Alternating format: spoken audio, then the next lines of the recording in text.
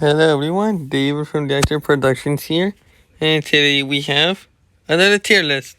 Now we shall be ranking the Transformers movies that you could see, including the 80s movie.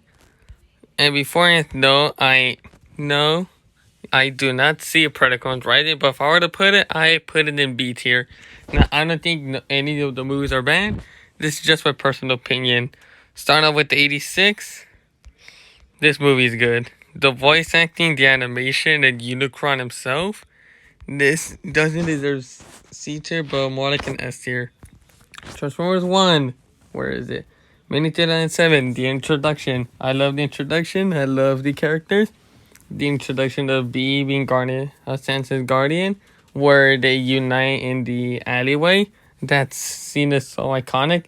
And just seeing the CGI for 2007's movie and the amount of time they put into this definitely deserves the A tier spot. And yes, I know Megatron, he was so OP in this, and I am aware that they did have to, that they nerfed him. But other than that, he made a badass representation. Revenge of the Fallen.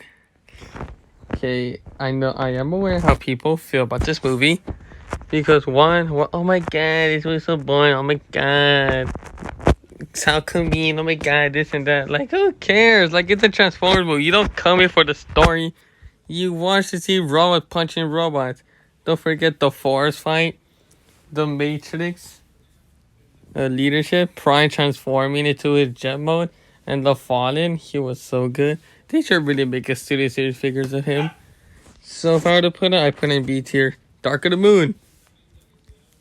No explanation needed.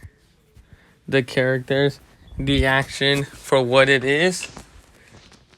Prime making that comeback at the end. Sent also RIP, the voice actors are sent to the Prime.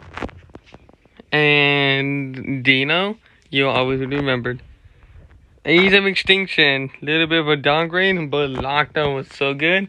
Galvatron and Stinger, and they really pushed the boundaries of what it could do with the technology that we have.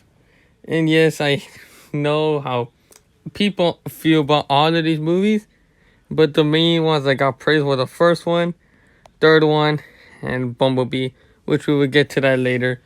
But other than that, I think this movie is a good addition. I think this is like one of people's favorite movies. Yes, better than Bumblebee, but oh yeah. Actually, in my opinion, I think Dark of the Moon is better than the 80s movie. Go argue about that in the comments. But other than that, you are going to be tier. The Last Night. Oh boy, where should I start with this? It is slow, yes, but the CGI, the average story, and the more additional characters and Megatron's return, and probably his best design, arguably. Maybe the first design is. I think the first movie design is better than this one, but I don't know. It is pretty controversial which one is better amongst the fan base. But as much as I hate to say this, I like the movie. At least a 7 out of 10 or so for me. But I had to put it in C tier. Actually, nah, I'm putting it in B tier. Okay, Bumblebee, I'm immediately going to put it in A.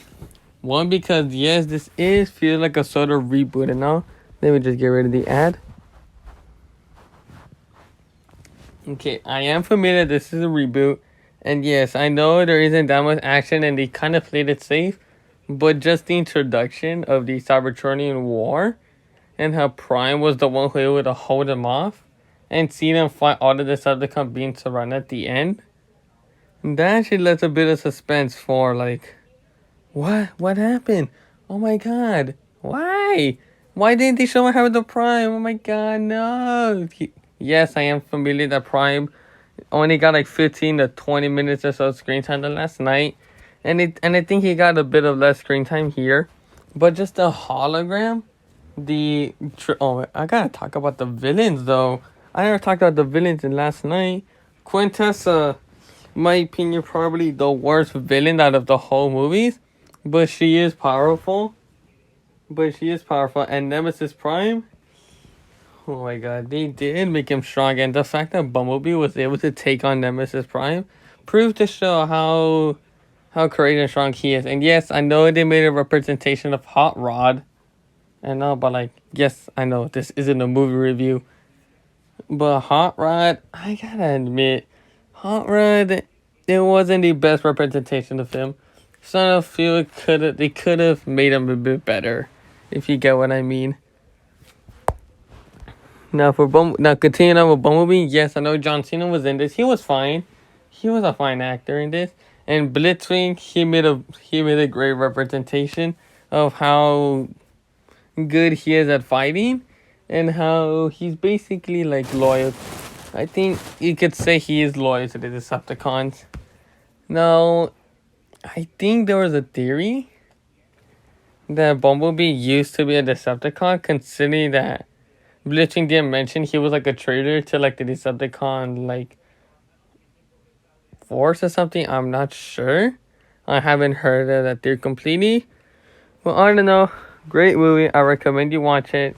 But it stays right here, right behind the first one. So yeah, this is the tier list right here. Let me know what you guys think in the comments down below. And please like and subscribe to this channel. And my second channel, The Action Funko Pops, for more content like this. The link will be in the description for my second channel. And please keep a lookout for part 2 of Lois Jungle Bike and more tier lists to come. Bye.